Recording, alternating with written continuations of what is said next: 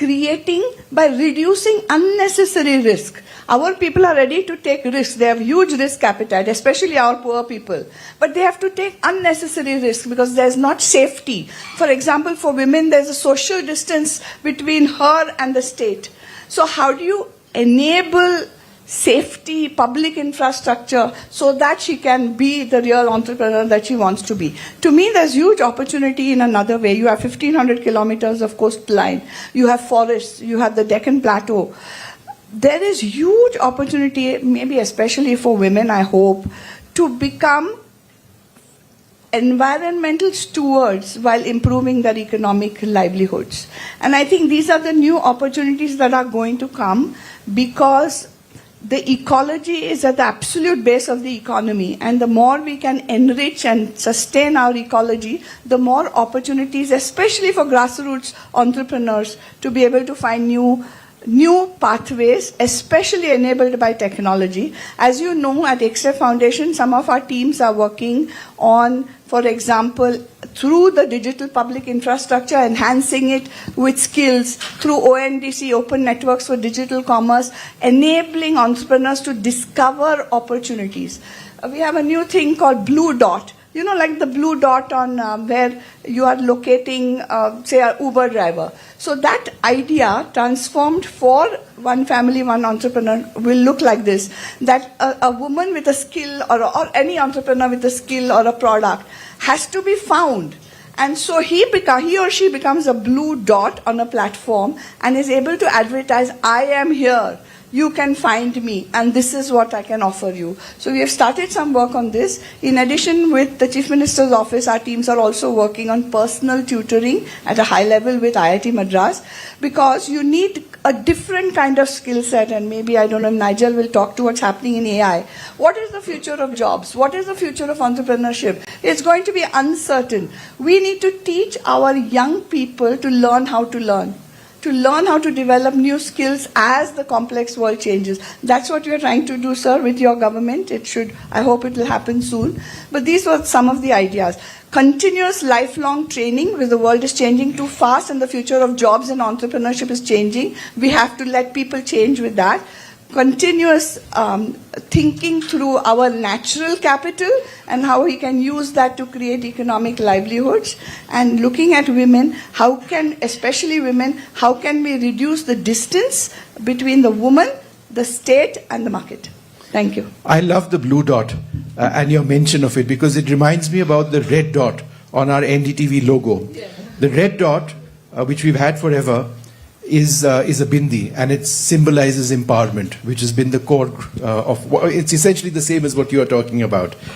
Mr. Andrea, you know, it's all very well to talk about grassroots level growth, but there has to be an ecosystem that exists alongside infrastructure development, structural architecture, supply chains, access to markets. So the ideas we have are great, but if I was to be a cynic, I would say that, you know, how does one actually get this done? Who's going to pay for it? What are the supply chains that are required? So in as much as we have ideas, what about the back-end architecture? Yeah, thank you. And Honorable Chief Minister, thank you very much, both for inviting us here, but also for the vision you're sharing. I'm very excited by this idea because as I was sharing this idea with my colleagues around the world, they got excited too, and they said, look, if this works, it's a model not just for other Indian states, it's a model for the world, right? So I think it's excellent, and let's talk about what could go wrong. So what I wanted to share was, I'll be a bit provocative. The word entrepreneurship can lead people to think about risk-taking. Can conjure up images of Silicon Valley. But really what I think we are talking about here is how do we create enabled financial independence, enabled entrepreneurship. And I think it's extremely important. I'll give you an example. So I was born and brought up in India, then I moved to Singapore, and then I live in Sydney right now. And if I look at the way in which the Singaporean government has approached innovation versus the way in which the Sydney government, Australian government's approached innovation, the Australian government said, we have $1 billion. Does anybody have a good idea? What the Singaporean government said was, we have these 5 problems. I have $1 billion to spend on them. Does anybody have solutions for these problems? See, now this is a very important distinction. It is, how do we build a system from demand side rather than supply side? Yes, we all want to train the people. We want to lower the barriers for setting up a company. All of that is absolutely right. But the last thing you want to do is create overcapacity at that scale. The last thing you want to do is have people build stuff where they can't find customers. So I would almost say that the opportunity for Andhra Pradesh is to say, which opportunity sets do we want to create value systems around, and how are we going to enable those value systems in the form of shared manufacturing facilities, distribution platforms, anchor clients, pre-approved credit lines for this type of business. I'll just end with one other example. So everybody knows Grameen and how successful it's been. Most people don't know it's not been successful in every market. And if I look at Grameen in most developed markets, Grameen Bank was launched in Australia. It had to wind down. It did not succeed. Why? Because in developed markets, people know, I need to get a goat, I need to get a cow, and then once I get a goat or cow, I join a cooperative and I know how so their business model is clear to them. In Australia, they were giving funding without a clear business model. People didn't know what to do with it. So again, if you start demand back and you start saying, these are the opportunities that we want to own, and create the systems that people can then step into, I think that's a far more powerful way to what we're calling one family, one entrepreneur, what I'm reading as one family, every family financial independence. And I think it's a really powerful idea and one which can be a role model for the world. Mr. Naidu, how will you implement all of these ideas, assuming you accept all of them? First of all, I'm requesting all of them be partners with us. That is first step. So that continuous dialogue, their strengths, their organizational skills, everything we can imbibe here. As a matter of fact, as you rightly mentioned, different views you expressed. Long back around 1995, when I started IT, our madam is aware, Infosys, all these things. Nilkani has given a big gift for India, that is Aadhaar, UAID. That is the biggest contribution from him. That is a game changer even today.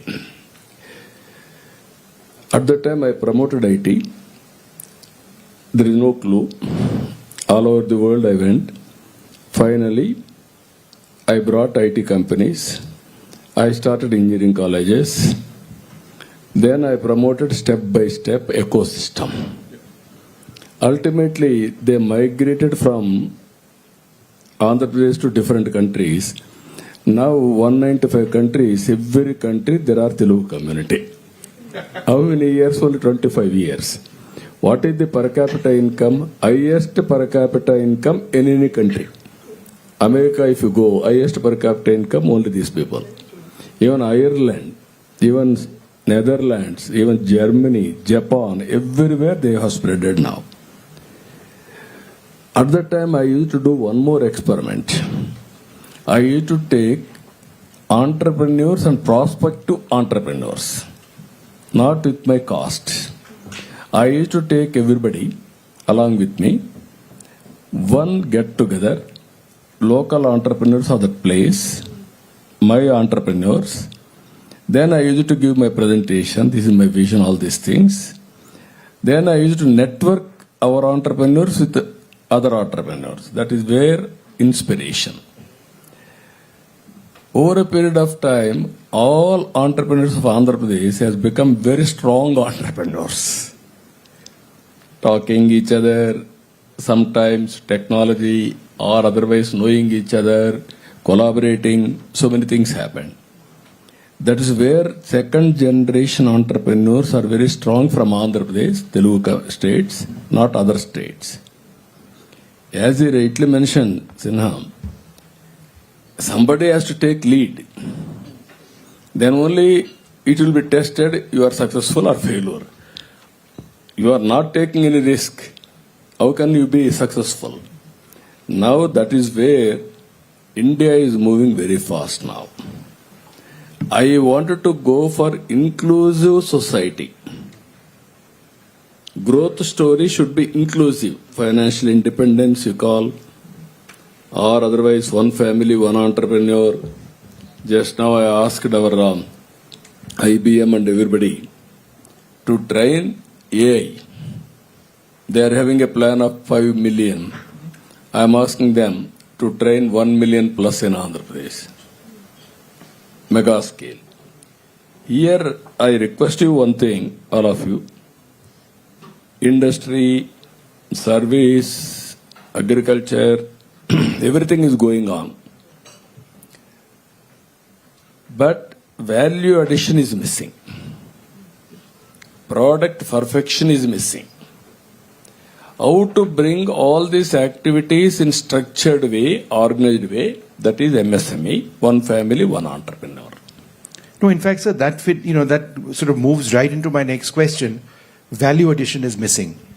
How do we define value addition? In fact, Sonia, that was my next question for you, because how does Salesforce measure and define metrics which actually look at business resilience and long-term viability? What's working and what's not? How do you do that? Yeah, thank you. Well, the first thing that comes to mind is a journey we've been on for a long time. Our philanthropy has been focused on education, and this conversation is really resonating with me because over the last 2 years, we've been thinking about reskilling and upskilling and how do we have to transform our own workforce at Salesforce, but how do we help others do that? And so this idea of AI fluency, and if you Google Salesforce AI fluency, we just put out some thought leadership around what does that look like. And so I think that helps to kind of define some of the metrics of, how do you know when you've arrived? And I very much agree with my colleagues. It's a lifelong learning journey. The other thing that comes to mind is true kind of classic definition of environmental sustainability. So for us, when we think about things like regenerative agriculture, or decarbonization, or clean energy transition, we do a significant amount of tracking on our own software of carbon emissions, clean energy produced, additional clean energy to the grid, fresh water conserved or regenerated.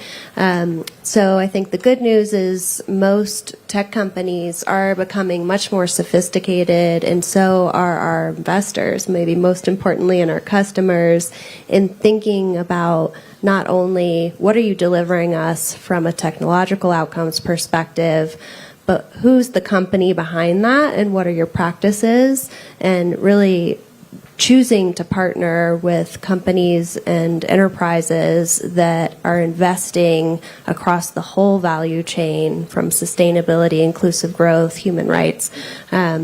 So we're pleased to be on that journey, and I'm so excited to see some of the largest companies in the world, folks who are here like Amazon, Google, Microsoft, etc., some of our hyperscalers that we're so heavily reliant on Sure. for this digital age.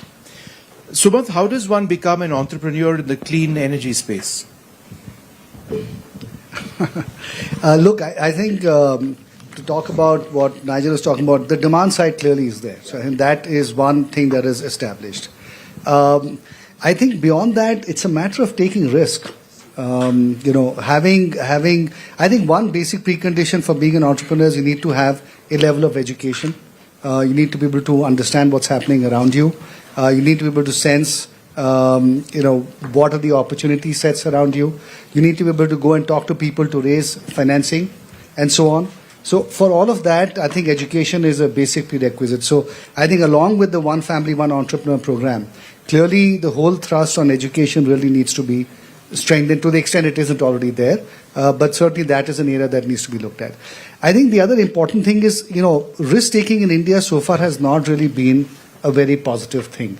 Everybody has been very risk averse in general, certainly in northern India, where I grew up, perhaps not so much in Andhra. But risk taking is something that we need to encourage.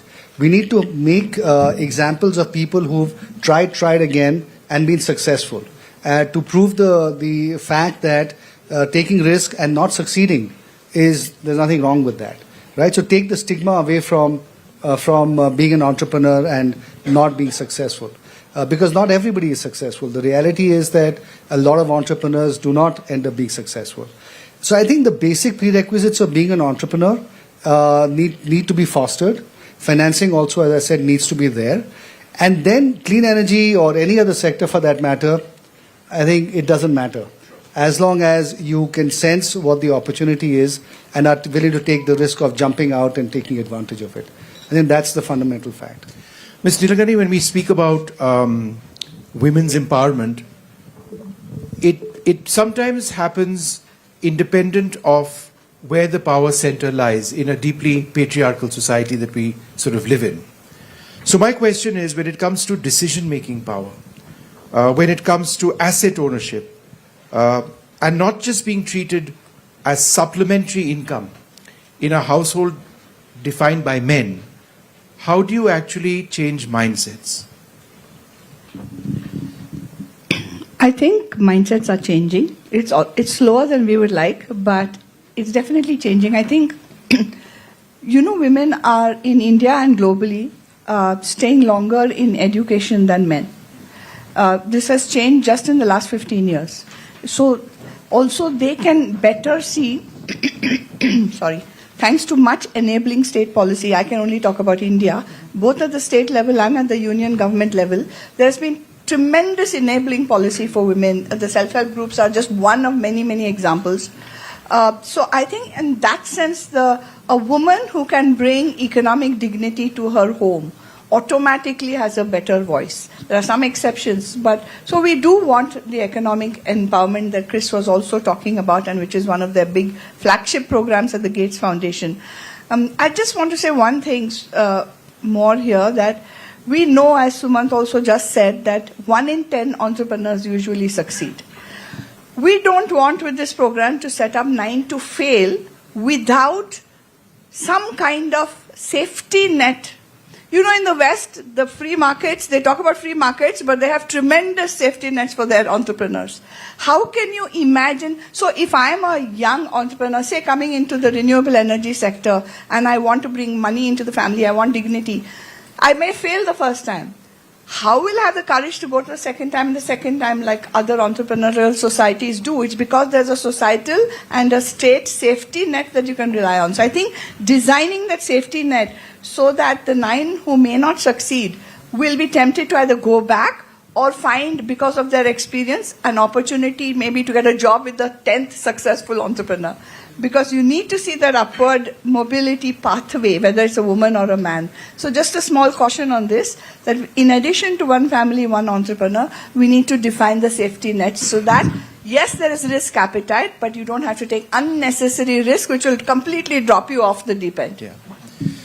Mr. Andrew, final question to you before I come back to the Chief Minister.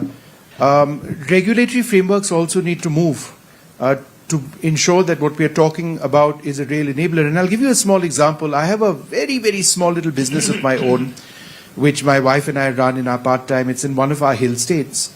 And then we've come across regulation in that hill state which says that if you aren't a resident of that hill state, then you can't have this particular type of business. Despite the fact that I actually employ 2 or 3 people. And that really hurts. A small-time business person like me, I mean, it's not my primary job. But therefore, the question to you, I think, is important, that frameworks need to be the ultimate enablers. So if we're talking about grassroots and Andhra Pradesh, and perhaps India at a larger level, what's missing? Yeah. So if you look at the ingredients, there are several ingredients, but there is identity and trust. There is the ability to start and run a business, the ability to make secure payments and get credit. all of these are trust-building frameworks.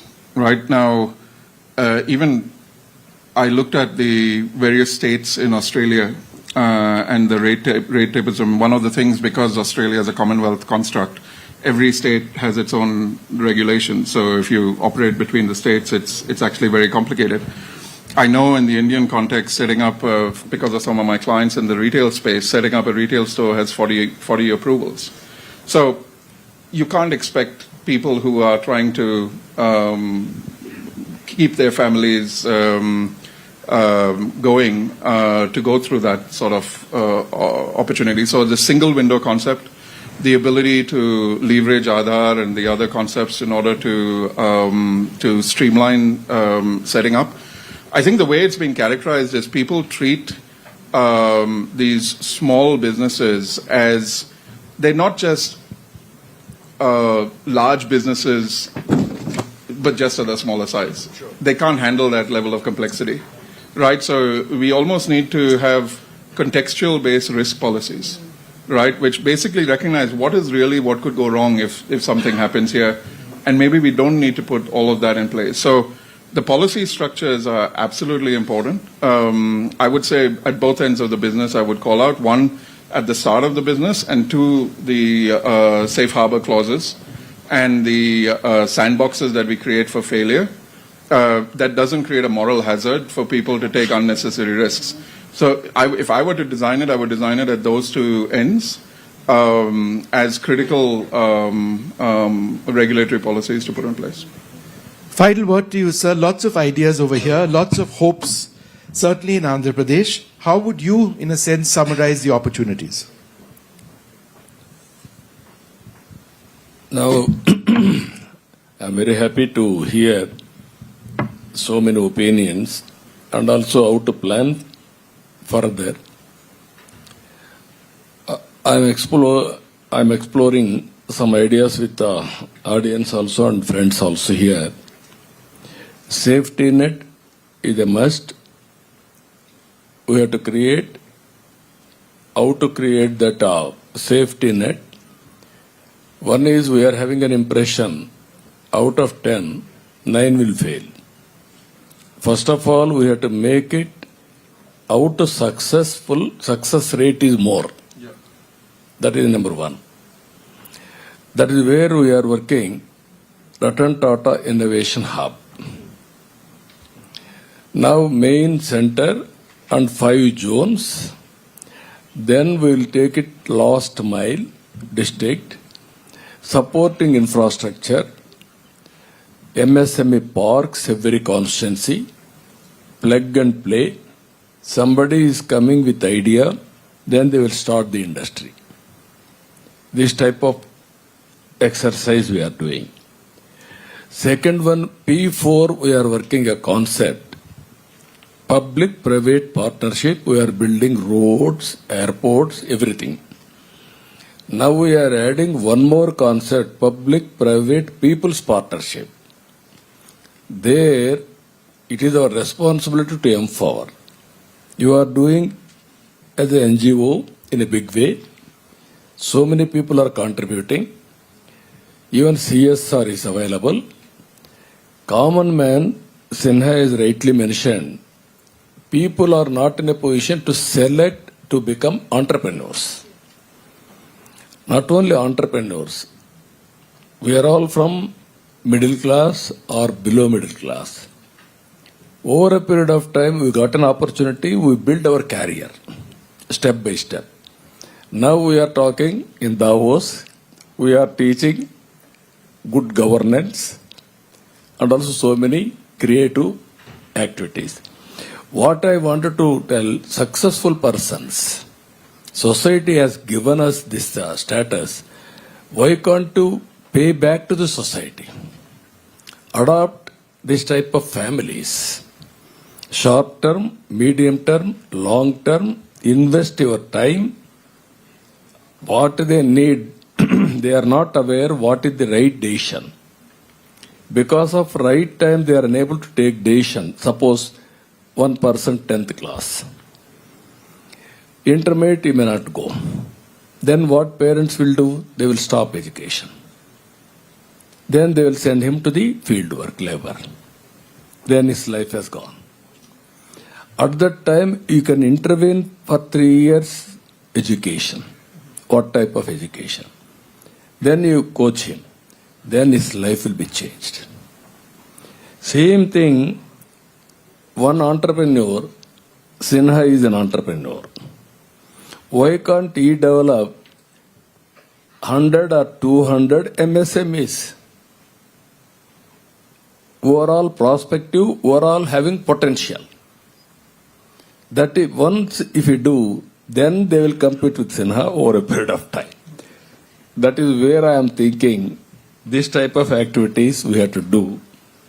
And ultimately, Blue Dot, as you rightly mentioned, madam, last year, International Women Day, I announced 1 lakh women entrepreneurs, micro or general entrepreneurs.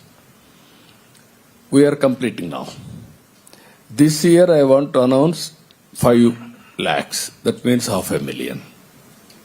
Next year, if I succeed, I can announce 1 million. People like you has to come there and inspire them, your success stories. This is where success will bring kick, then there will be more success. That is where I am doing this exercise. I am very happy all of you has given, even on the floor, you are having any doubts you can ask or you can give some ideas.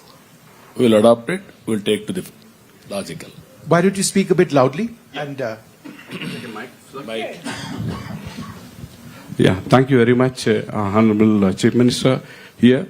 And I am really like the concept of family and one entrepreneur, and it's connecting to my personal life, where I started my career in 1998, and I was very much impressed about your initiations. And I started with 2,000 rupees salary, and when I was 18 years.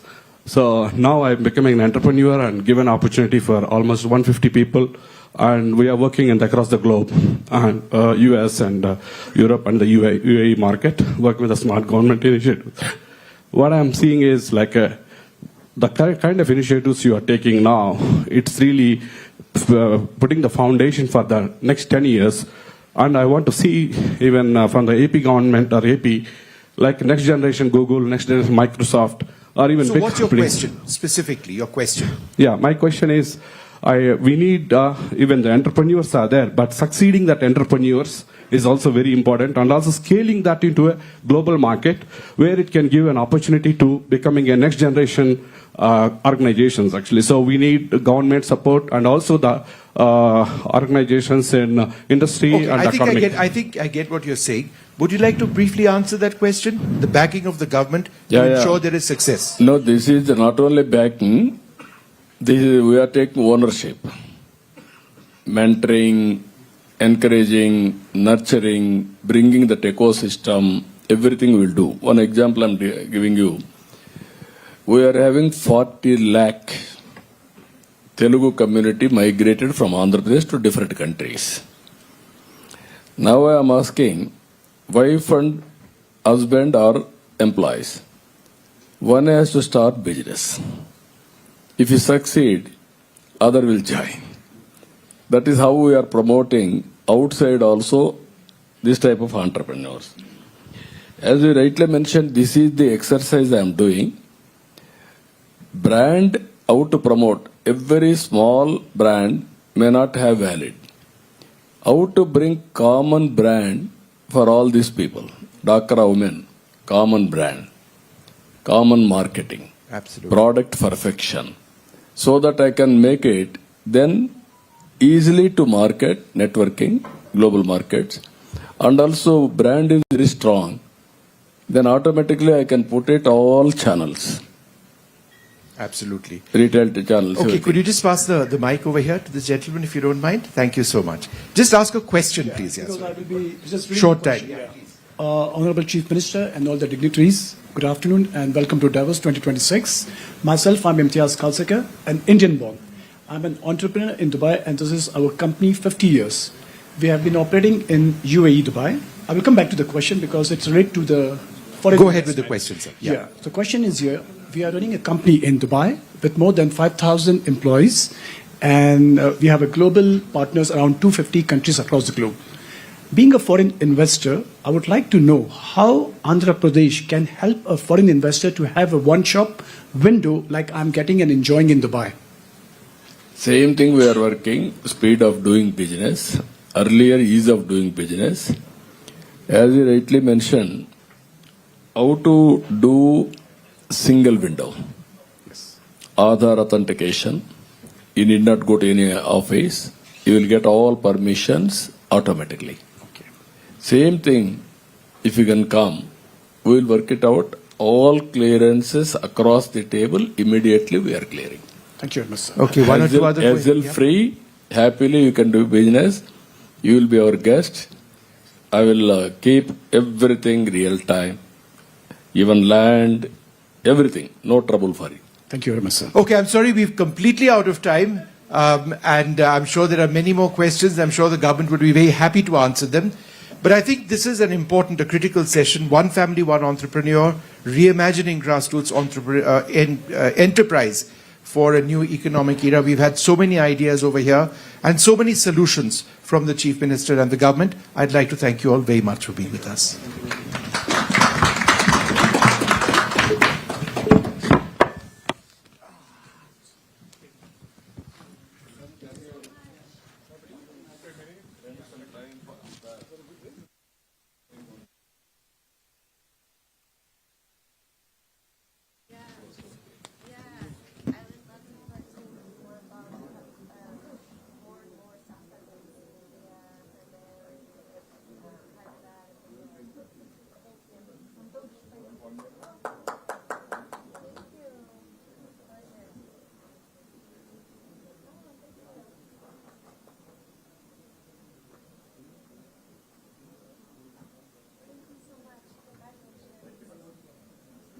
Thank you.